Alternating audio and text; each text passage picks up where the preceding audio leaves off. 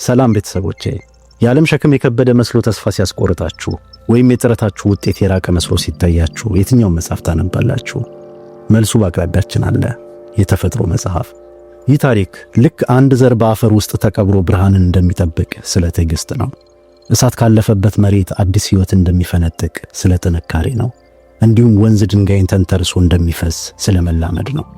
በዚህ ጉዞ ሕይወት የማትቋቋመው ፈተና እንደሌለ እንማራለን። እኛ የምንታገለውን ጥበብ ተፈጥሮ አስቀድሞ በጸጥታ አሳክቶታል።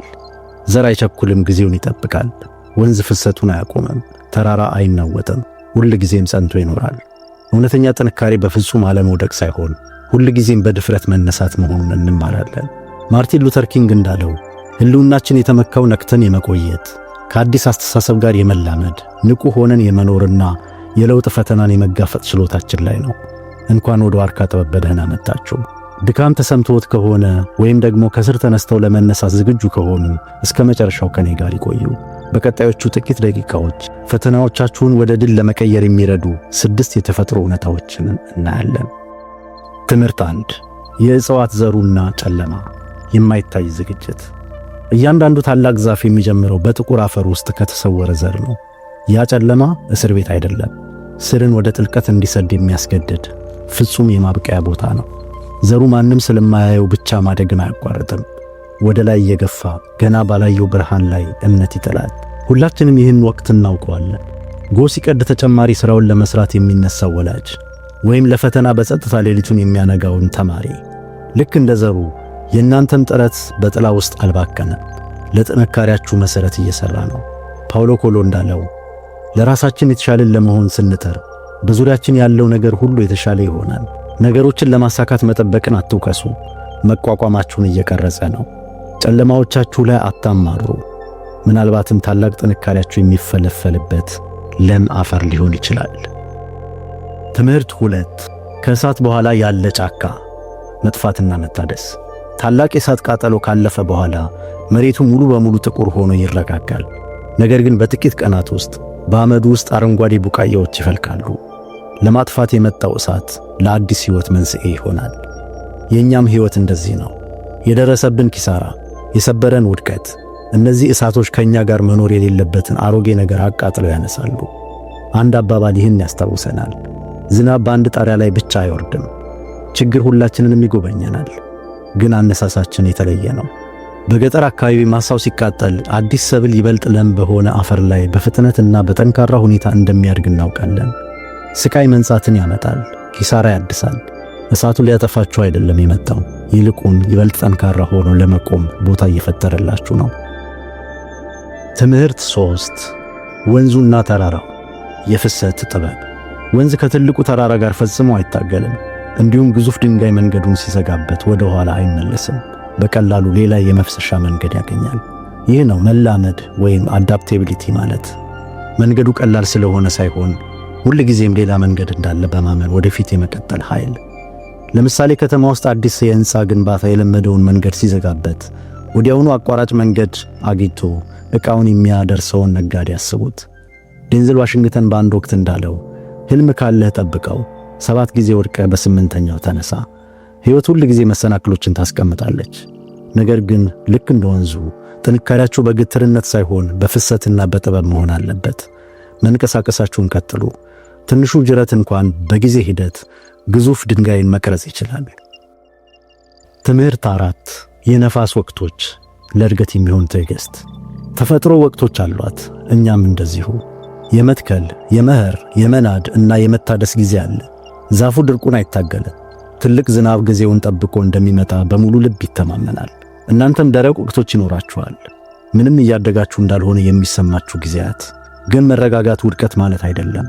ለሚመጣው ታላቅ ነገር ነፍሳችሁ እየታደሰች ነው። አንድ አባባል አለ፣ ጥበብ በአንድ ሌሊት አይመጣም። በደረቁ ወራት የእርሻ ልምድ ያለው ገበሬ አፈሩን ያዘጋጃል። በፈጣሪው በመተማመን ታላቁን ዝናብ በትዕግሥት ይጠብቃል። እናንተም አስፈላጊ ሲሆን እረፍት አድርጉ። ስትችሉ አሰላስሉ። እናም ማድረግ የምትችሉትን እያደረጋችሁ ወቅታችሁን ጠብቁ። ምክንያቱም ምንም ማዕበል ለዘላለም አይቆይም። ክረምትም ቢሆን ጸደይን ሳያስከትል አይቀርም። ትምህርት 5። የንፋስ ሹክሹክታ። ጸጥ ያለ ጥበብ። የታላላቅ የሕይወት ትምህርቶች ድምፅ አይጮህም፣ ይልቁንስ ልክ እንደ ሹክሹክታ ነው። ንፋስ ኃይል አለው፣ ነገር ግን ሳርን የሚያጎብዝበት እንጂ ፈጽሞ የማይሰብርበት ጥበብም አለው። የንፋሱ ሥራ ጸጥ ያለ ነው። የሚሠራውን ሥራ በቋሚነትና በጥበብ መስራት ይችላል። ብዙዎቻችን በየዕለቱ ሩጫ በተሞላው ኑሯችን ውስጥ ይህንን ጸጥ ያለ ጥበብ የማጣት አደጋ ይገጥመናል። እውነተኛ ጸጋ ዝና ወይም ታይታ አይደለም፣ በለስላሳ እንቅስቃሴ ውስጥ በቋሚነት የሚገኝ ጽናት ነው። ዘ ላየን ኪንግ በሚለው ፊልም ውስጥ ራፊክ የተባለው አክተር እንደሚለው ያለፈው ታሪክ ሊጎዳ ይችላል፣ ነገር ግን በኔ እይታ ወይ ከሱ መሸሽ ወይ ከሱ መማር ትችላላችሁ።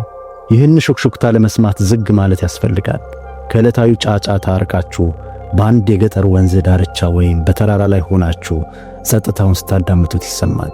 የንፋሱ ትምህርት የሚያስታውሰን መድረስ ያለባችሁን ነገር በጉልበት ማምታት እንደማትችሉ ነው። በምትኩ በመረጋጋት በቋሚነትና በውስጣዊ እምነት መገኘታችሁን ብቻ ቀጥሉ። ትምህርት 6 የጥንካሬው ተምሳሌት የዋርካ ዛፍ። በብዙ የሀገራችን ማህበረሰብ ልብ ውስጥ የዋርካ ዛፍ ጸንቶ ይቆማል። ስሩ ወደ ምድር በጥልቀት ሲሰልጽ፣ ቅርንጫፎቹ ወደ ሰማይ ይዘረጋሉ። በጥላው ስር ትውልዶች ያርፋሉ፣ ይመካከራሉ፣ እናም ጥበብን ይጋራሉ። ዛፉ የሚያስተምረን ጥንካሬ ጩኸት አይደለም፣ ጥልቀትና መረጋጋት ነው። ታላቅነት ከሌሎች በላይ ከመቆም ሳይሆን ለሌሎች ጠንክሮ ከመቆም ይመጣል። ቀዳማዊ ኃይለ ሥላሴ በታሪክ አሉ እንደሚባለው በታሪክ ዘመናት ሁሉ እርምጃ ሊወስዱ የሚችሉ ሰዎች እርምጃ ባለመውሰዳቸው ክፉ ነገር ድል እንዲያገኝ አስችሏል። ጸንታችሁ ቁሙ፣ ለራሳችሁ እንዲሁም ለሌሎች። ልክ እንደ ዋርካው ዛፍ ሕይወታችሁ ለሌሎች መጠጊያ ሊሆን ይችላል። የእርስዎ ታሪክና መቋቋም ተስፋ ለሚፈልግ ሰው ጥላና ማጽናኛ ይሰጣል። በአፈርና በአውሎ ነፋስ፣ በእሳትና በወንዝ ፍሰት፣ በሹክሹክታና በክረምት ውስጥ ተጉዘናል። ይህም ለማይበገር ልብ የተፈጥሮ ጸጥ ያለ ሥርዓተ ትምህርት ነው። ስለዚህ ሁል ጊዜ ጭንቀት ሲከብዳችሁ በጨለማ ውስጥ አልፎ ያደገውን ዘር አስታውሱ። ኪሳራ አመድ ሲተውላችሁ ከእሳት በኋላ የሚበቅለውን ጫካ አስታውሱ። ሕይወት መንገድ ስትዘጋባችሁ በድንጋዩ ወይም በተራራው ዙሪያ የሚፈሰውን ወንዝ አስታውሱ። እናም ዓለም ዝም ያለቻችሁ ሲመስላችሁ በጸጥታ ወቅቱን የሚጠብቀውን ዛፍ አስታውሱ።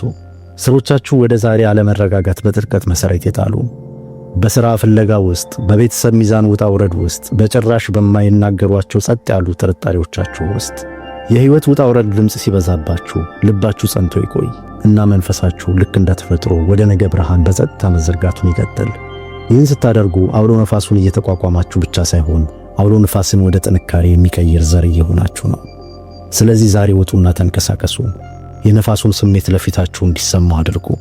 ከእግራችሁ በታች ያለችውን መሬት ንኳት እና አስታውሱ፣ እድገት የምትሮጡለት ነገር ሳይሆን አስቀድሞም በውስጣችሁ ያለ ነገር ነው።